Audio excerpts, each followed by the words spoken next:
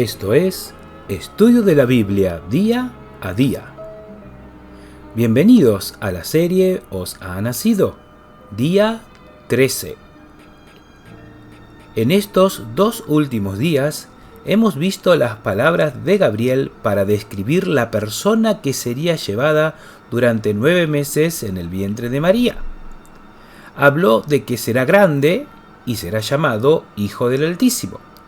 En el texto de Lucas 1 se va dividiendo cada característica con un punto y coma. La tercera que dice es: el Señor Dios le dará el trono de David su padre.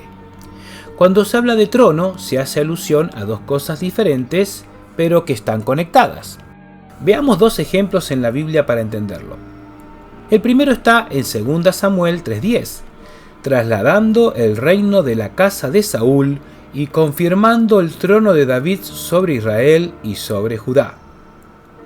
Aquí se está refiriendo que Dios ha cortado la descendencia real de Saúl, es decir, que no eran sus hijos los siguientes reyes, y ha puesto el trono, no el lugar que se sienta el rey, sino el poder de gobernar en David sobre Israel y Judá. Este versículo nos muestra que trono puede referirse al poder que Dios pone o permite poner sobre una persona. En el caso de Saúl lo permitió, aunque no estaba de acuerdo. 1 Samuel 9. Pero en el caso de David, su sucesor, él lo mandó a ungir como rey. El segundo ejemplo está en 1 de Reyes 2:12. Y se sentó Salomón en el trono de David su padre, y su reino fue firme en gran manera. En este caso está utilizando la expresión trono para indicar que Salomón se sentó en el trono, asiento real, al morir su padre David. Pero también se puede tomar que Salomón tomó el poder que tuvo su padre, un doble significado. Entonces, cuando hablamos de trono, se puede referir al poder, o al sillón real, o a ambos al mismo tiempo. Gabriel dijo que el santo ser que nacería de María se sentaría en el trono de David. ¿Cuál de las 2 acepciones vista corresponde? ¿O a ambas? Mateo comienza el Nuevo Testamento diciendo: libro de la genealogía de Jesucristo, hijo de David, hijo de Abraham. Es importante destacar que primero menciona a David y después a Abraham. Luego, cuando empieza a hacer la línea genealógica, comienza por Abraham, pues estuvo primero. Pero, ¿por qué entonces Dios ha querido que comience así la lectura del Nuevo Testamento o Nuevo Pacto?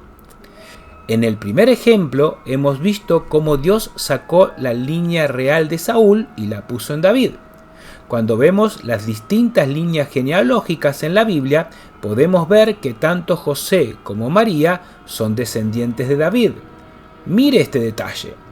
Desde Abraham hasta David, todas son idénticas, pero a partir de David se dividen en 2 ramas. La rama de Salomón, que desemboca en María, Mateo 1, y la rama de Natán, que desemboca en José, Lucas 3:23.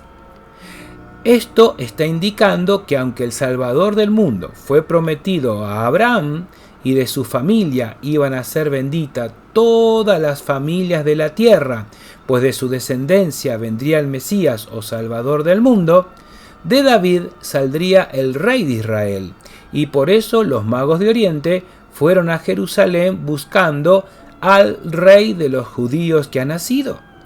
En la antigüedad, los pueblos de la tierra temían a Israel, no por su ejército, ni mucho menos por su número de soldados, sino por el Dios de Israel. ¿Qué pasaría si ese Dios se sentara en el trono terrenal? ¿Qué pasaría si él no haría sus obras a través de un rey humano, que a menudo se equivoca, sino que él mismo las haría? Podríamos pensar que Jesús venía a cumplir ambas alusiones mencionadas. Jesús a menudo habló del reino, y sin meternos en profundidad en ese tema, pues eso nos llevaría varios días y ese no es el propósito de esta serie de estudios, podemos ver que él por un lado dijo: No todo el que me dice Señor, Señor entrará en el reino de los cielos, sino el que hace la voluntad de mi Padre que está en los cielos. Mateo 7:21. Aquí parece que se refiere al cielo mismo. Y yendo predicar diciendo, el reino de los cielos se ha acercado. Mateo 17. Aquí parece estar hablando de la tierra, no del cielo, pero dando a entender que el que vino del cielo vino a ofrecer la entrada al reino de los cielos, el cielo mismo. Entonces los que se habían reunido le preguntaron diciendo, Señor, ¿restaurarás el reino de Israel en este tiempo? Hechos 1:6. Pero aquí los discípulos y apóstoles le planteaban sobre el reino de Israel. Jesús no vino a restaurar ese reino. Eso lo hará cuando venga en gloria para reinar sobre la tierra por 1000 años, Apocalipsis 20, y luego su reinado seguirá para siempre jamás en el cielo, eternamente. Por eso era preciso que se entendiera que ese pequeño niño que nacería en la humildad económica extrema era el Rey de Reyes. ¿Y por qué entonces venía en humildad? Porque venía a dar la posibilidad a todo aquel que cree en ser perdonado de sus pecados y ser parte del reino de los cielos primero, y luego del reinado milenial, y finalmente del reinado de todos los siglos jamás, eternamente. La Navidad no es un día en la historia de la humanidad, sino es el día en que la humanidad recibió la oportunidad de eternidad.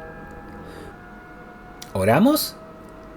Querido Padre Dios, gracias porque podemos seguir comprendiendo la trascendencia de la venida de Jesús a la tierra.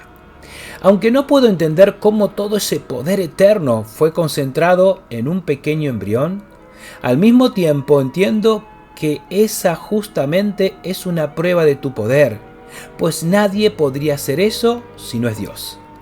Gracias porque lo hiciste pensando en mí. Ayúdame a que pueda compartir estas buenas noticias con todos los que me rodean. En el nombre del Señor Jesús. Amén.